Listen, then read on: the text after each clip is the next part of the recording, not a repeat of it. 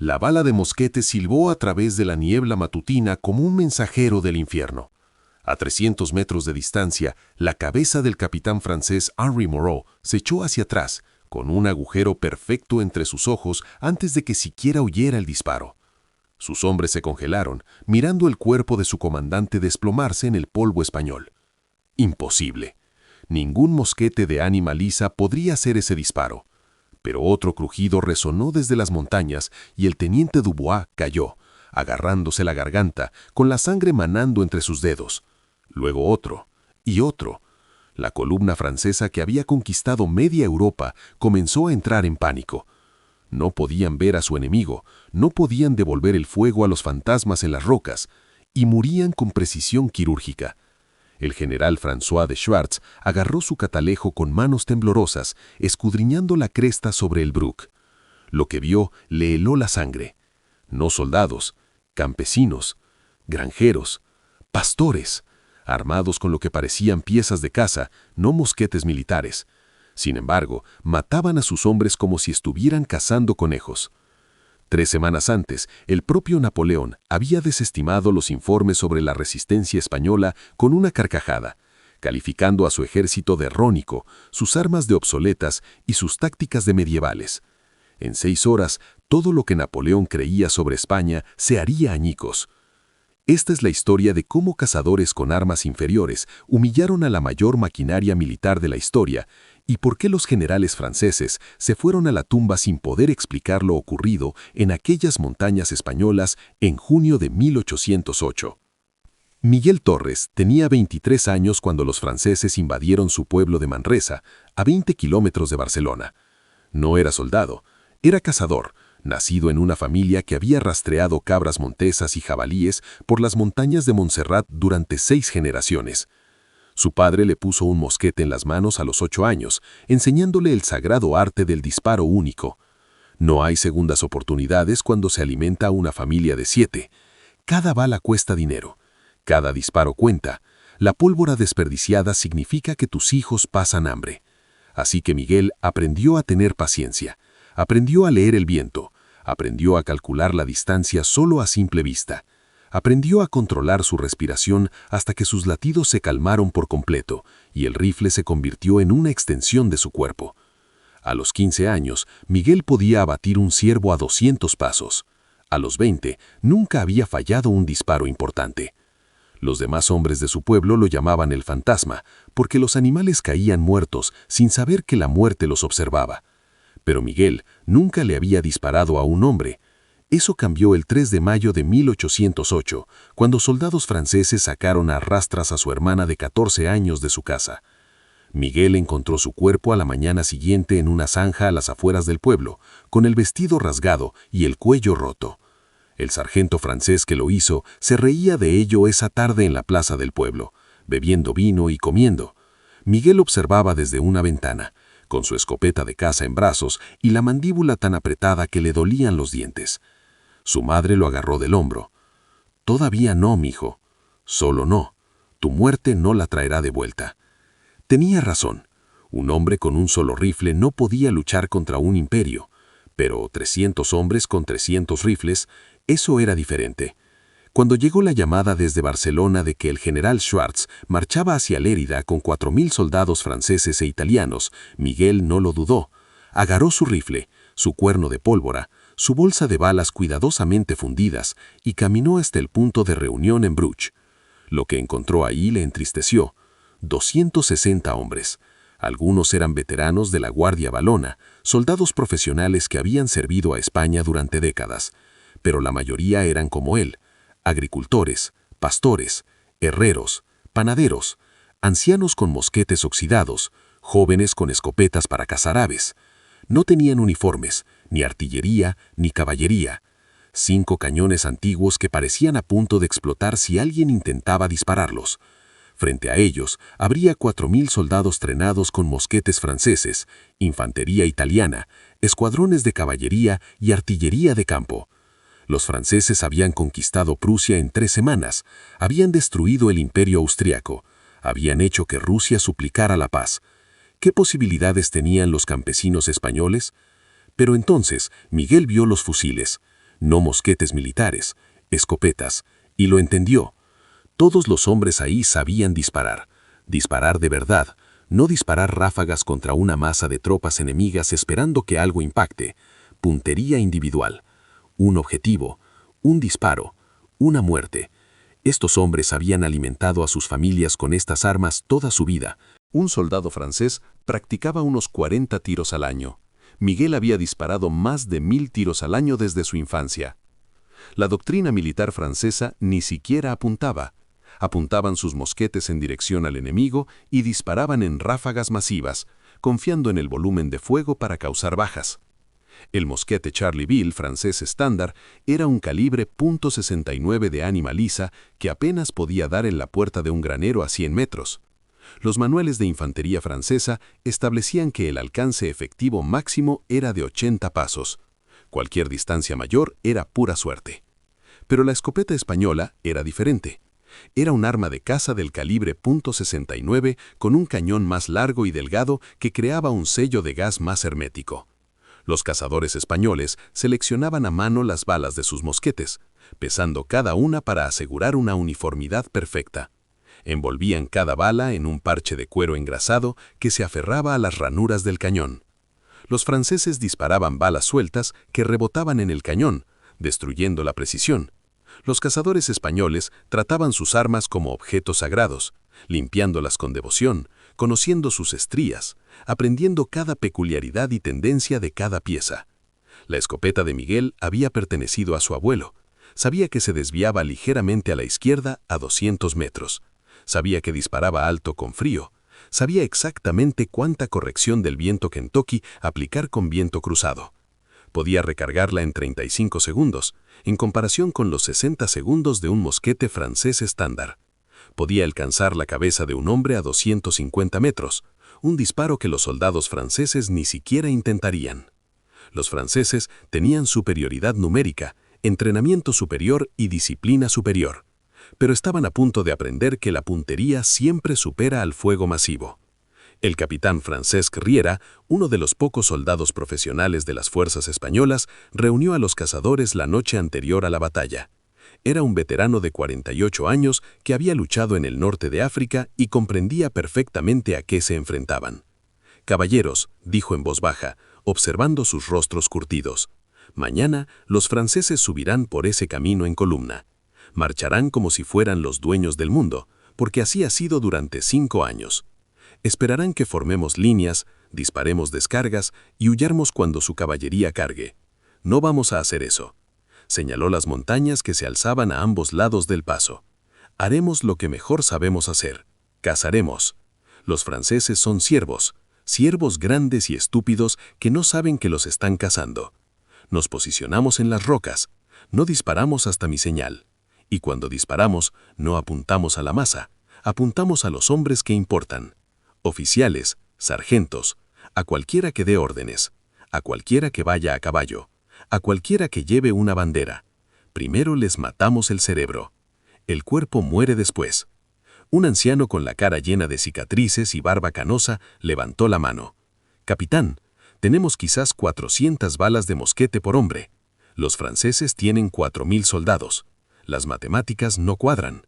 Riera sonrió con tristeza. «Las matemáticas cuadran a la perfección si no fallamos. Los soldados franceses entran en pánico cuando no ven a su enemigo. Entran más en pánico cuando sus oficiales empiezan a morir. Entran más en pánico cuando se dan cuenta de que luchan contra un enemigo que no comprenden. No pretendemos matar a 4000 hombres. Intentamos doblegar su voluntad, infundirles miedo, infundirles duda, hacerlos huir. Y luego los perseguiremos hasta Barcelona y los mataremos sin descanso». Miguel sintió que algo se agitaba en su pecho. No miedo, no emoción, un propósito. Por primera vez desde el asesinato de su hermana, tenía un objetivo. La reunión se disolvió cerca de la medianoche. Los hombres revisaron sus armas por última vez, lanzaron nuevas balas de mosquete sobre pequeñas hogueras, llenaron cuernos de pólvora, afilaron cuchillos. Algunos rezaron, algunos escribieron cartas que esperaban que nunca llegaran. Miguel estaba sentado solo, cargando y descargando metódicamente su escopeta en la oscuridad, moviendo las manos con precisión experta incluso sin luz. Su mejor amigo, Rafael, era pastor, de 25 años con una esposa y un hijo pequeño en Manresa. ¿Tienes miedo?, preguntó Rafael. Lo pensó con sinceridad. No. ¿Tú? Aterrorizado, Rafael rió nervioso. He disparado a lobos. Nunca le he disparado a un hombre. Son más fáciles que los lobos, dijo Miguel en voz baja. Los lobos son inteligentes. Huyen cuando huelen el peligro. Los franceses marchan en línea recta y creen que las formaciones los protegerán. ¿De verdad crees que podemos ganar?, preguntó Miguel, mirando las estrellas, brillantes en la oscuridad de la montaña. Creo que mañana los franceses aprenderán que España no es un país que puedan conquistar sin más. Creo que aprenderán que algunos hombres no pueden ser conquistados porque no luchan por imperios ni gloria. Luchan porque no les queda ningún sitio al que huir. Rafael guardó silencio un momento. ¿Tu hermana? Mi hermana, confirmó Miguel. ¿Y tú? Nos robaron nuestras provisiones. Mi hijo se muere de hambre. A mi esposa se le acabó la leche porque se muere de hambre. Ellos lo hicieron. Mañana recuperaré lo que robaron. Se sentaron juntos en un cómodo silencio. Dos jóvenes que deberían haber estado pensando en cosechas, bodas e hijos, preparándose para matar o morir al amanecer. A su alrededor, otros 300 hombres se reconciliaban con pensamientos similares. Sobre ellos, las montañas se erguían eternas y pacientes, tras haber presenciado 10.000 años de hombres matándose entre sí por estas antiguas piedras. El mañana no sería diferente, solo que mañana las montañas favorecerían a quienes mejor las conocían. El amanecer llegó frío y gris el 6 de junio de 1808. La columna del general François de Schwartz partió de Barcelona con las primeras luces del día, 4.000 hombres marchando en perfecta formación. Avanzaban con la arrogante confianza de un ejército que no había perdido un combate importante en 5 años. Los franceses habían aplastado a los prusianos en Jena-Auerstedt, aniquilado a los rusos en Friedland y obligado a Austria a pedir la paz en Austerlitz. Eran la mejor fuerza militar que Europa había visto jamás. ¿Campesinos españoles? ¿Milicia española? Una broma. La columna se extendía por más de 1 kilómetro. 2 batallones de infantería napolitana en la vanguardia, tropas experimentadas que habían luchado en Italia. Un batallón suizo en el centro, mercenarios profesionales con décadas de experiencia. Soldados regulares franceses del 2º Regimiento de Línea cerrando la retaguardia. 2 escuadrones de caballería, piezas de artillería, carros de abastecimiento, una fortaleza móvil de acero y disciplina. El propio Schwartz cabalgaba cerca del frente, comentando la marcha del día con sus oficiales de Estado Mayor. El plan era simple: marchar a Lérida, asegurar el camino a Zaragoza y aplastar cualquier resistencia española que encontraran en el camino. Los informes de inteligencia sugerían una oposición mínima, quizás unos pocos cientos de milicianos locales, quizás 1 o 2 cañones antiguos, nada que no pudiera ser barrido con una sola carga de caballería. Lo que Schwartz no sabía era que cada paso que sus hombres daban al adentrarse en el paso del Bruch estaba siendo vigilado. Miguel yacía de bruces contra un afloramiento rocoso a 150 metros sobre el camino, con su escopeta apoyada en un soporte de piedra natural que había preparado antes del amanecer. Podía ver toda la columna francesa extendiéndose bajo él como una oruga azul arrastrándose por un cañón. El sol naciente se reflejaba en las bayonetas y los botones de latón. Los oficiales cabalgaban, fácilmente identificables. Los sargentos caminaban junto a las columnas, manteniendo la formación. Los abanderados portaban las águilas francesas, símbolos del orgullo napoleónico. Toda persona importante era perfectamente visible, perfectamente expuesta. Las manos de Miguel eran firmes, su respiración era controlada. Había disparado este tiro miles de veces, pero nunca a un ser humano. A su alrededor, ocultos entre rocas y matorrales, 300 cazadores esperaban con igual paciencia. Rafael estaba situado a 30 metros a su izquierda. El viejo Tomás, el mejor tirador de 3 provincias, dominaba la zona alta a la derecha. El joven Pedro, de apenas 17 años, se agazapaba tras una roca con el mosquete de su padre, pálido pero decidido. No parecían un ejército, parecían lo que eran, hombres defendiendo su hogar con las únicas habilidades que poseían. Pero esas habilidades estaban a punto de resultar más letales que cualquier entrenamiento militar. La señal llegó a las 8:15 de la mañana. El capitán Riera, situado en el punto más estrecho del paso, donde el camino se curvaba entre dos empinadas laderas, disparó un solo tiro. El sonido resonó en las montañas, y por un instante la columna francesa se detuvo. Entonces llegó el infierno. 300 rifles de caza abrieron fuego simultáneamente. Ni una descarga, ni un fuego concentrado. Tiradores individuales seleccionando objetivos individuales con precisión letal. El primer disparo de Miguel alcanzó al oficial montado, que llevaba 10 minutos observando. El bicornio del hombre salió volando cuando la bala de calibre 69 le atravesó la frente y le explotó por la nuca en una nube de niebla rosada. Murió antes de tocar el suelo. Rafael derribó a un sargento que gritaba órdenes. La bala le dio en el pecho y lo lanzó hacia atrás como un muñeco de trapo. Tomás mató a un abanderado y el águila francesa cayó al suelo, una visión tan impactante que los soldados cercanos se quedaron mirando. El primer disparo de Pedro falló, le temblaban demasiado las manos. Su segundo disparo, disparado con férrea determinación, alcanzó a un tamborilero francés en la garganta. A lo largo del paso, oficiales, sargentos y suboficiales franceses cayeron como trigo ante una guadaña. La columna se disolvió en el caos. La doctrina francesa estándar exigía una descarga inmediata de fuego en respuesta a una emboscada, pero la descarga de fuego requiere que los oficiales den órdenes. Los oficiales morían. Requiere que los sargentos mantengan la formación. Los sargentos morían.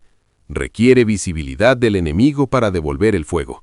El enemigo era invisible, oculto en rocas a entre 150 y 300 metros de distancia, rangos en los que los mosquetes franceses de ánima lisa eran esencialmente inútiles.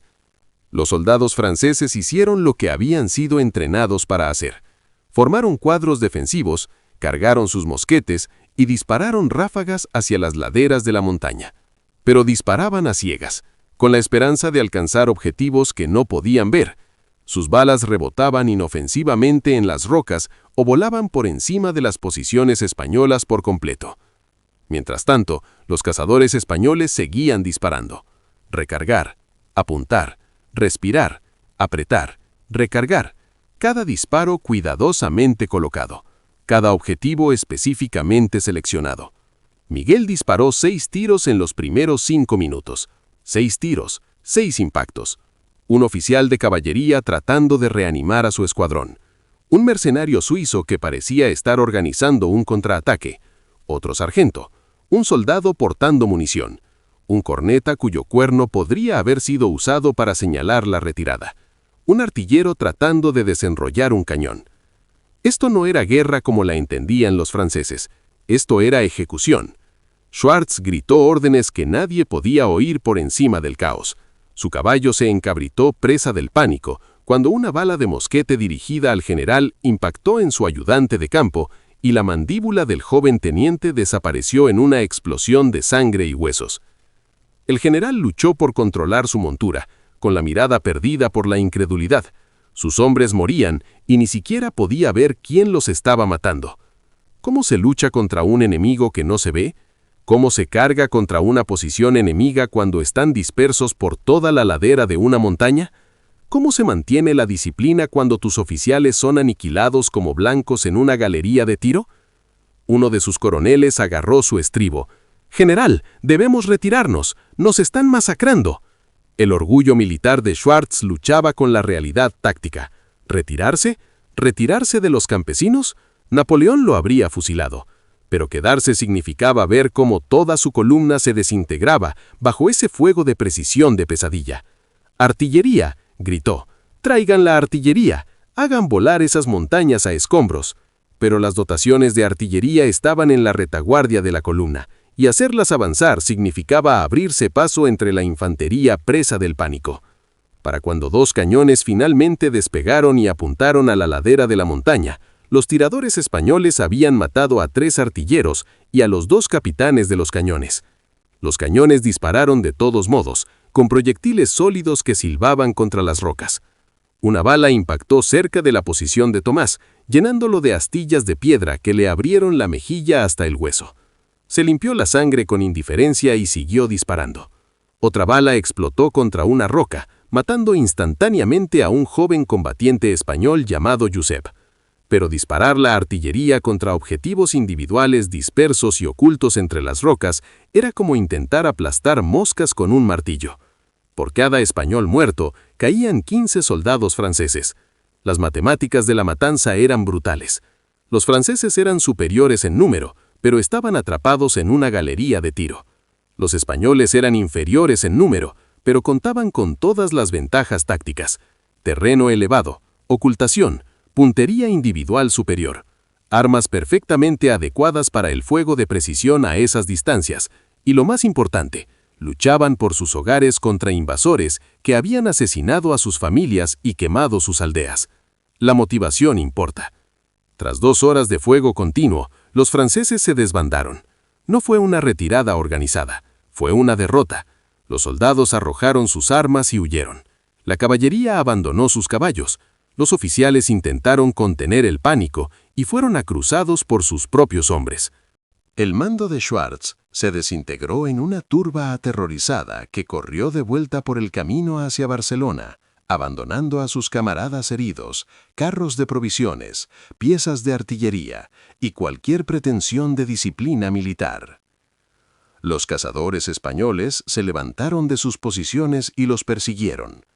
Ahora venían los lobos persiguiendo a los ciervos que huían. Miguel corría entre las rocas con la agilidad de un hombre criado en estas montañas, disparando a los soldados que se retiraban, recargando sobre la marcha, disparando de nuevo. Rafael estaba a su lado, con la resistencia de su pastor a su servicio. Ya no pensaban, estaban cazando. A su alrededor, 300 hombres que habían pasado su vida en estas montañas perseguían a soldados profesionales incapaces de moverse por el terreno con sus pesadas mochilas y equipo. La retirada se convirtió en una pesadilla. Las balas de mosquete españolas alcanzaron las espaldas francesas. Los hombres cayeron y se quedaron atrás, pidiendo ayuda que nunca llegó. Los soldados heridos imploraron clemencia y no la recibieron. Esta era la venganza por cada aldea incendiada, cada civil asesinado, cada atrocidad cometida por un ejército de ocupación que se creía intocable. Miguel alcanzó a un joven soldado francés de unos 18 años que se había caído y se había torcido el tobillo. El chico levantó la vista con ojos aterrorizados, las manos alzadas en señal de rendición. S'il vous plaît, monsieur. Por un instante, Miguel vio el rostro de su hermana en la expresión del chico. Entonces recordó dónde había visto esa expresión. En sus ojos, cuando el sargento francés la derribó.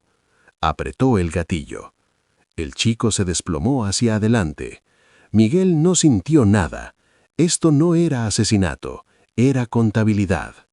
Para cuando los restos franceses llegaron a las afueras de Barcelona, habían perdido 360 hombres, 800 heridos y 60 capturados, una pieza de artillería abandonada, un águila imperial francesa capturada, la primera vez en la historia napoleónica que las fuerzas españolas capturaban un águila imperial en combate abierto. Los españoles habían perdido 43 hombres. La tasa de bajas era de casi 10-1. El general Schwartz estaba sentado en su cuartel general esa noche, contemplando los informes de bajas que no podía creer. Sus oficiales permanecieron en silencio, atónitos. Nadie podía explicar lo sucedido. No eran soldados entrenados, eran campesinos. Sus armas eran piezas de caza, no mosquetes militares. Sin embargo, habían infligido una derrota tan total, tan humillante, que Schwartz supo que su carrera había terminado. Su jefe de Estado Mayor, un veterano curtido con 20 campañas, finalmente habló. No luchaban como soldados, general, luchaban como cazadores, y nosotros éramos la presa. Schwartz levantó la vista, con el rostro demacrado. ¿Cómo luchamos contra un enemigo que no sigue las reglas de la guerra?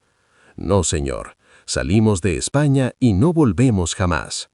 Pero Napoleón no se fue. 8 días después, el 14 de junio, envió al general Joseph Chabran con 6.000 hombres para retomar el paso y restaurar el orgullo francés. Chabran era un veterano de las campañas italianas, un comandante competente que había estudiado los informes de Schwartz con creciente incredulidad. ¿Campesinos? Había luchado contra tropas profesionales austríacas, guardias rusos de élite, caballería pesada prusiana. Los agricultores españoles serían aplastados. Trajo 6 batallones de infantería de línea francesa, 4 cañones de campaña, y órdenes específicas de reducir a cenizas el Bruch, como ejemplo. Esta vez, los franceses no mostrarían piedad. Esta vez, no subestimarían al enemigo. Esta vez, ganarían. Miguel se encontraba en las mismas posiciones que 8 días antes, pero ahora era diferente.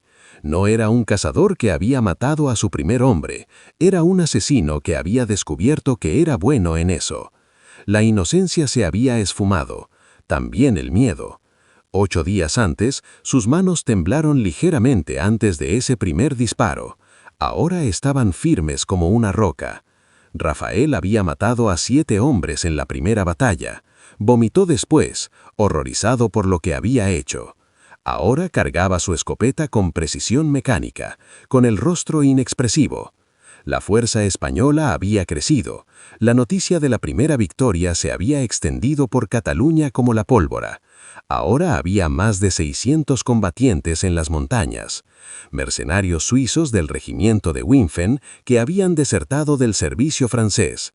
Guardias valones, milicianos de pueblos vecinos, ancianos que ansiaban una última batalla, jóvenes que mentían sobre su edad, y los cazadores, siempre los cazadores. Joan Baguette, un comandante de milicia que había tomado el mando general, estudió la columna francesa que se acercaba con un catalejo. 6.800 hombres esta vez. Chabran no estaba cometiendo los errores de Schwartz. Su columna avanzaba con exploradores al frente, flanqueadores a ambos lados, la artillería preparada para un despliegue inmediato. Esta era una operación profesional. ¿Aprendieron?, le dijo Baguette en voz baja al capitán Riera. Aprendieron que somos peligrosos, pero aún no entienden a qué se enfrentan. ¿Cuáles? Hombres que no tienen nada que perder. La batalla comenzó al amanecer. El avance francés fue cauteloso, disciplinado y profesional. Cuando sonaron los primeros disparos españoles, los franceses no entraron en pánico. Inmediatamente se desplegaron en formación de línea, haciendo valer su superioridad numérica. La artillería se desplegó y comenzó a bombardear las laderas con metralla. Las compañías de infantería avanzaron en buen orden, manteniendo la formación bajo fuego enemigo. Así era como los franceses habían conquistado Europa.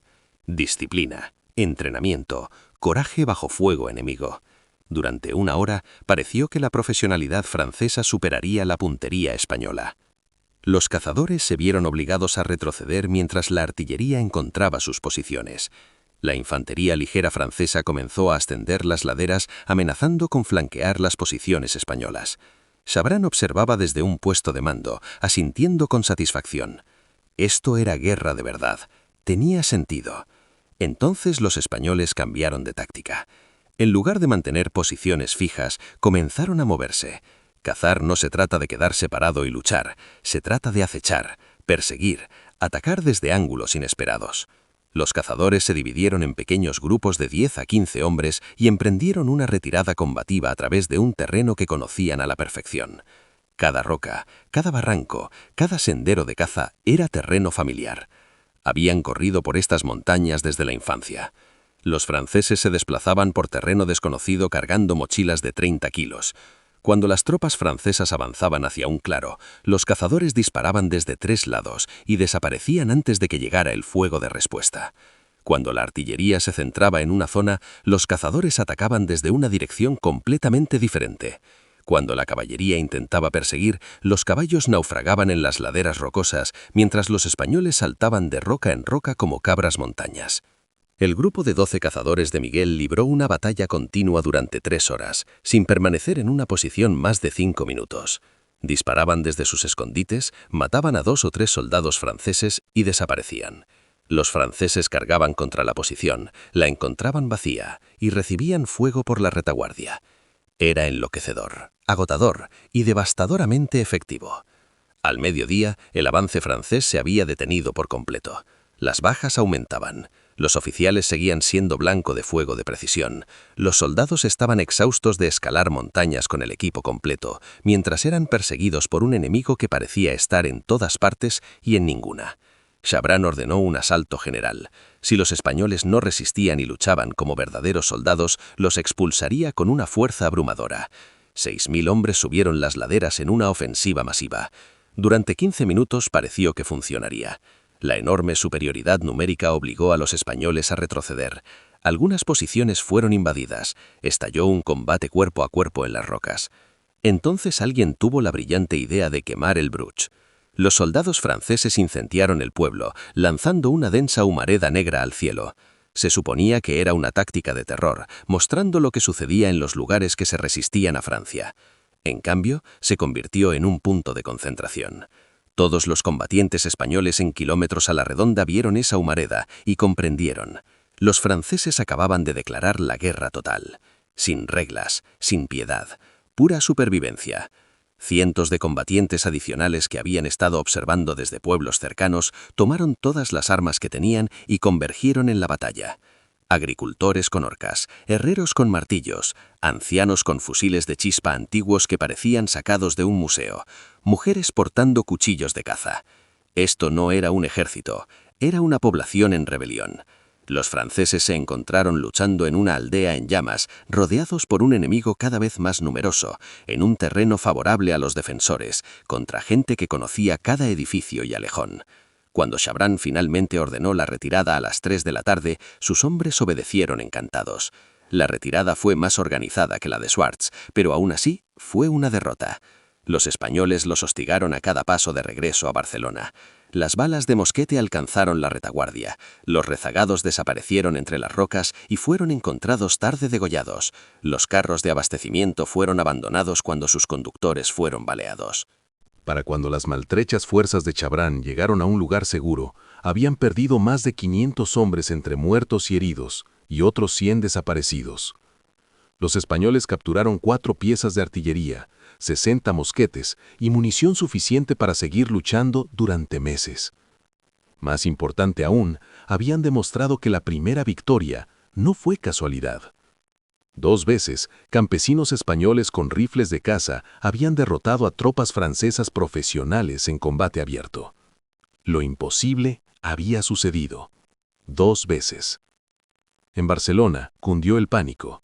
Si los agricultores podían derrotar al ejército francés, ¿qué pasaría cuando las tropas regulares españolas se involucraran? ¿Qué pasaría cuando los británicos enviaran apoyo? Napoleón acababa de abrir una herida en su imperio que sangraría durante 6 años. Esa noche, Miguel y Rafael estaban sentados contemplando las ruinas humeantes de El Bruch. Ambos estaban cubiertos de quemaduras de pólvora y tierra, exhaustos hasta el cansancio. «Ganamos», dijo Rafael, pero no había celebración en su voz. Miguel miró el pueblo que no habían logrado salvar. 30 edificios reducidos a cenizas, 3 civiles muertos.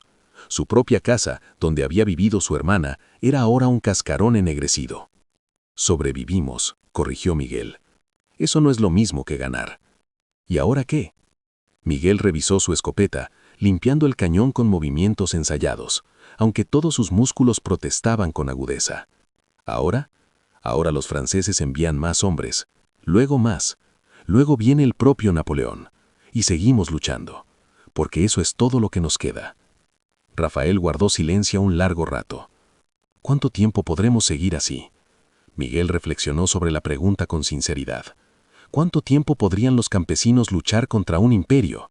¿Cuánto tiempo antes de que la superioridad numérica francesa los abrumara?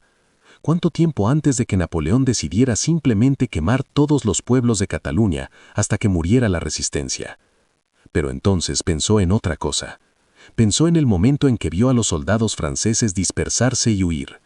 El momento en que las mejores tropas de Europa huyeron de los agricultores españoles. El momento en que lo imposible se hizo realidad. El tiempo suficiente, dijo finalmente. Lucharemos el tiempo suficiente para que se den cuenta de que España nunca será conquistada. El tiempo suficiente para que ningún soldado francés enviado aquí regrese a casa. El tiempo suficiente para que Napoleón aprenda que los imperios se derrumban contra las montañas y los hombres que las habitan.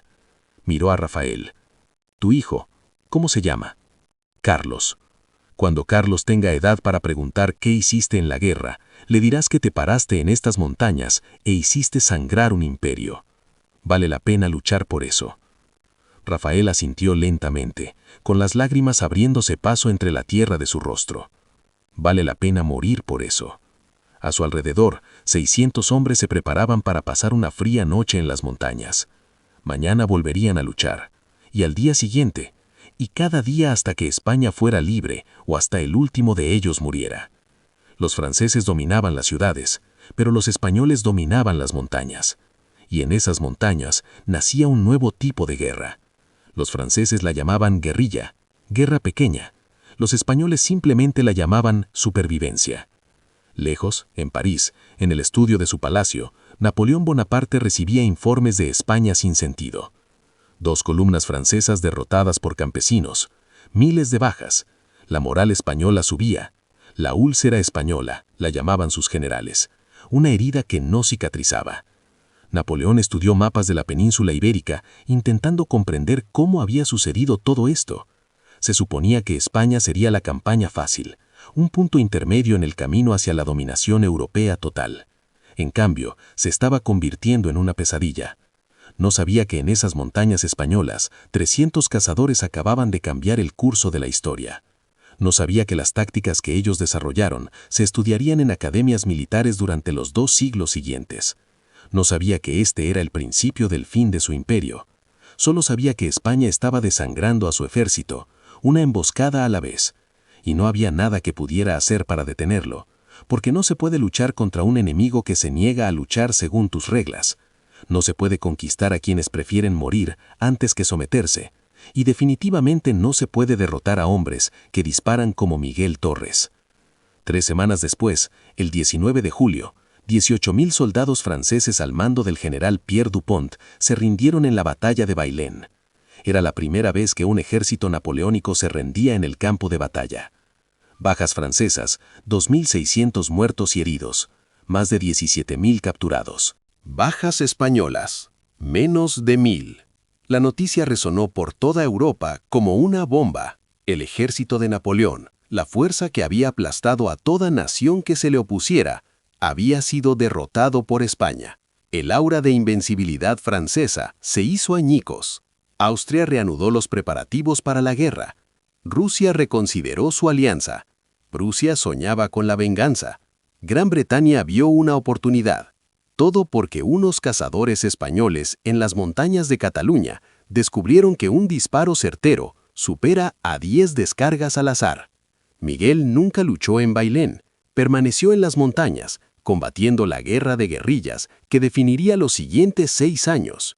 Murió en 1812, abatido por una patrulla francesa cerca de Lérida.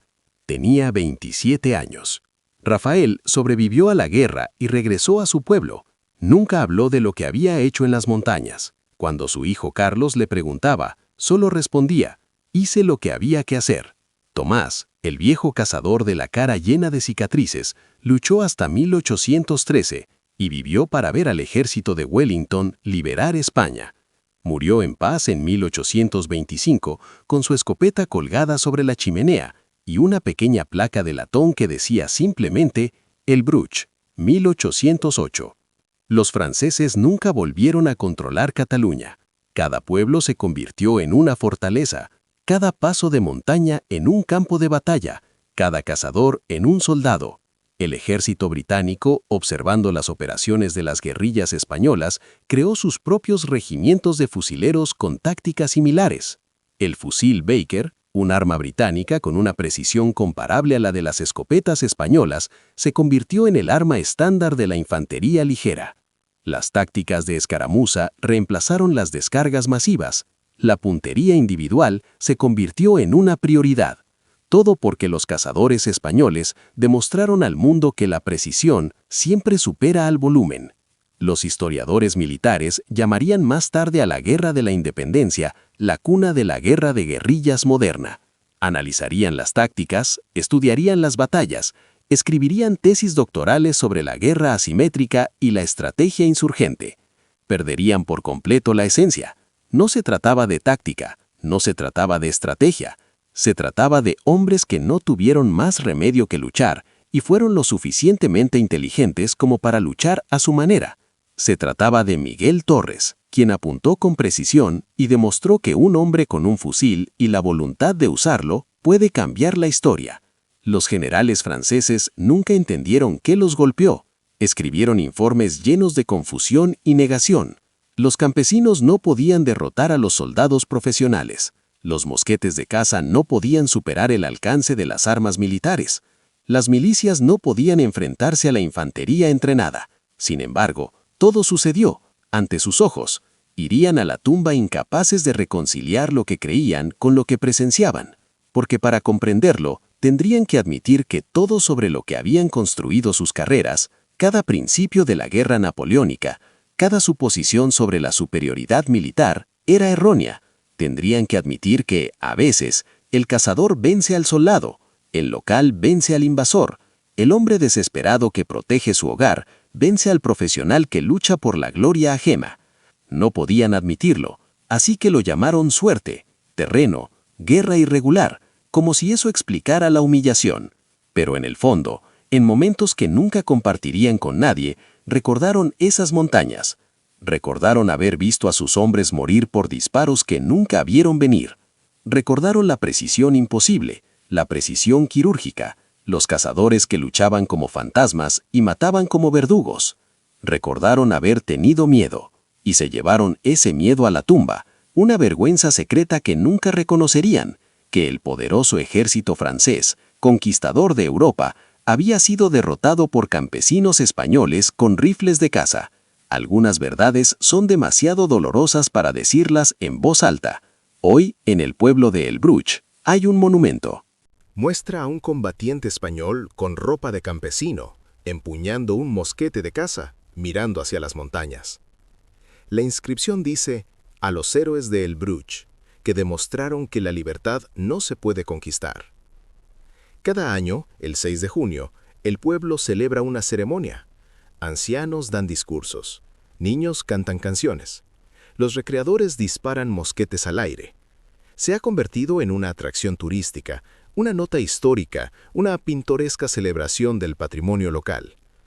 Han olvidado su verdadero significado, que durante unas horas, en una mañana de junio de 1808, el curso de la historia giró en torno a la puntería de 300 cazadores. Que el imperio de Napoleón comenzó a resquebrajarse no en Waterloo, sino en las montañas españolas. Que el arma más mortífera jamás inventada no es un cañón ni una carga de caballería. Es un hombre decidido con un rifle que sabe cómo usarlo. Miguel Torres habría apreciado la ironía. Pasó su vida cazando para alimentar a su familia. Pasó su muerte cazando para liberar a su país. Nunca quiso ser un héroe. Solo quería que su hermana viviera. Solo quería que los franceses regresaran a casa. Solo quería disparar con precisión y aprovechar cada bala. Al final, logró las tres cosas. Los generales franceses apenas podían creer la precisión letal del mosquete español. Pero la fe no detiene las balas, y las balas españolas no fallaron. Si no le das a me gusta ahora mismo, le estás diciendo a YouTube que esta historia no importa. Le estás diciendo al algoritmo que Miguel Torres, Rafael el Pastor, el viejo Tomás, todos esos cazadores que murieron en esas montañas no valen la pena recordarlos. ¿Eres así? ¿Alguien que ignora a los héroes porque hacer clic en un botón es demasiado esfuerzo? Estos hombres sangraron. ¿Ni siquiera puedes tocar la pantalla? Dale a me gusta, suscríbete para no perderte estas historias enterradas, y comenta saludo si crees que merecen ser recordadas, porque si no, desaparecen para siempre. Tú decides. Pero esto es lo que no enseñan en clase de historia. Lo que ocurrió 3 meses después de El Bruch hizo que esas batallas parecieran escaramuzas menores. Lo revelaré en el próximo video, pero solo los suscriptores reciben la notificación. Comenta parte 2 si quieres la historia completa. Si llegamos a los 1000 comentarios, la subiré la semana que viene. Demuestra que no eres solo un espectador. Forma parte de esta comunidad de guerreros de la historia. Suscríbete ahora. Y el siguiente capítulo, la batalla de Bailén, donde 18.000 soldados franceses se rindieron a las fuerzas españolas, enviando ondas de choque por toda Europa que eventualmente destruirían el imperio de Napoleón. Esa historia es aún más loca que esta. No te la pierdas. Batalla del Bruch. Primera, 3.800 franceses contra 460 españoles. Pérdidas francesas, 360 muertos, 800 heridos. Pérdidas españolas, 43 muertos. Batalla de El Bruch segunda. 6.800 franceses contra más de 600 españoles. Pérdidas francesas, más de 500 muertos o heridos. Capturas españolas, 4 piezas de artillería, 60 mosquetes. Tasa de bajas casi 10-1 a favor de España. Escopeta, alcance efectivo más de 250 metros con tiradores expertos. Mosquete Charleville francés, alcance efectivo 80 metros, doctrina militar. Primera águila imperial francesa capturada por fuerzas españolas, 6 de junio de 1808. Batalla de Bailén, julio de 1808. Más de 17.000 soldados franceses capturados por fuerzas españolas. Primera rendición napoleónica en abierto. Bajas francesas totales en la Guerra de la Independencia, 1808 a 1814. Más de 300.000. Fuentes históricas. Gates, David. La úlcera española. Una historia de la Guerra de la Independencia. Da Capo Press, 2001. Oman Charles. A History of the Peninsular War, 1807 to 1809. Oxford, Clarendon Press, 2002. Pigard, Alain. Dictionary of the Battles of Napoleon, Paris, Talendier, 2004. Battles of El Bruch, Wikipedia. Orden de batalla detallado y cifras de bajas de los archivos militares. Battle of Bailén. Registros históricos que documentan la rendición francesa y los números de bajas. Lo que ocurrió en la batalla de Bailén, 3 meses después de El Bruch, conmocionó a toda Europa y obligó a Napoleón a liderar personalmente 300.000 soldados hacia España. Las tácticas perfeccionadas en El Bruch se intensificaron para derrotar a todo un cuerpo francés. El siguiente video revela cómo las fuerzas españolas sorquearon y capturaron a 17.000 soldados franceses, la mayor humillación en la historia napoleónica. Suscríbete para descubrirlo.